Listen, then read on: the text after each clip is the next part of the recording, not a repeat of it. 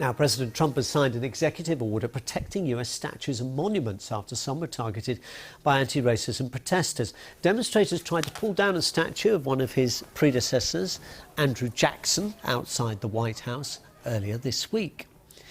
Well, in a tweet, President Trump Friday called for long prison terms, what he described as lawless acts against our great country. Let's talk now to Scott Lucas, Professor of American Studies and International Politics at the University of Birmingham in the UK. Scott, thank you very much for being with us on BBC News this Saturday. Let me ask you first of all about this particular incident that's appears to have prompted. Why is Andrew Jackson such a controversial historical figure, and why has it prompted this response from the president? Well, Andrew Jackson, who was president of the United States in the 1830s, was a strong supporter of slavery. He also was notorious because of the mass killing of Native Americans. He was the general who effectively led to Native Americans being expelled from areas like Florida and the southeast of the United States. And so he is a target for people of color because of that very checkered record, even as he has been a hero to some American Southerners, well, for now almost 200 years.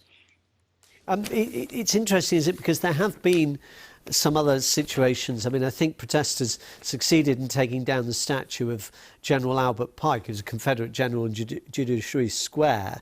And there had obviously been criticism of the Black Lives Matter protests, some of them where targets of monuments had been involved, and the president has talked out very strongly. But an executive order adds a kind of an extra weight to this. Well, let's be honest here. This is a triple distraction. I mean, first, it's a distraction from the issues raised by the anti-racism marches, which have largely been peaceful, which are supported by more than 80% of Americans. Secondly, it is a distraction to take headlines away from coronavirus, which, as you heard from your correspondent, has now set a daily record 3 days in a row with more than 45,000 cases per day and with cases surging in 33 states. And thirdly, it's a distraction from Trump's own declining poll numbers.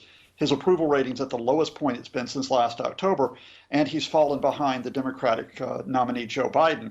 So this is an attempt to steal the headlines because, here's the key thing, it already is a crime to deface or pull down federal statues.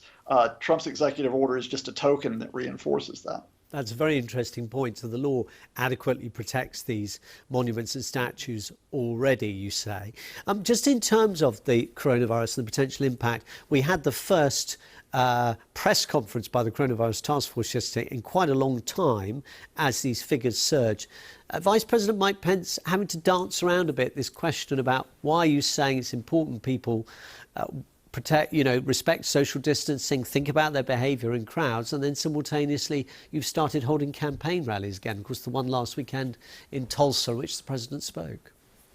He not only danced, he waltzed all the way into fictional territory when he said, we're making tremendous progress against coronavirus, as he defied wearing a mask, as he defied his own White House medical advisors by praising that Trump rally, which broke social distancing.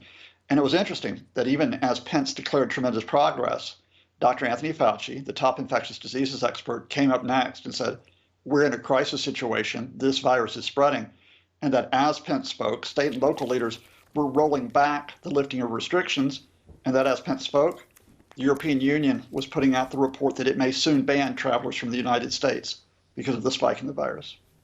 Professor Scott Lucas, thank you very much for being with us.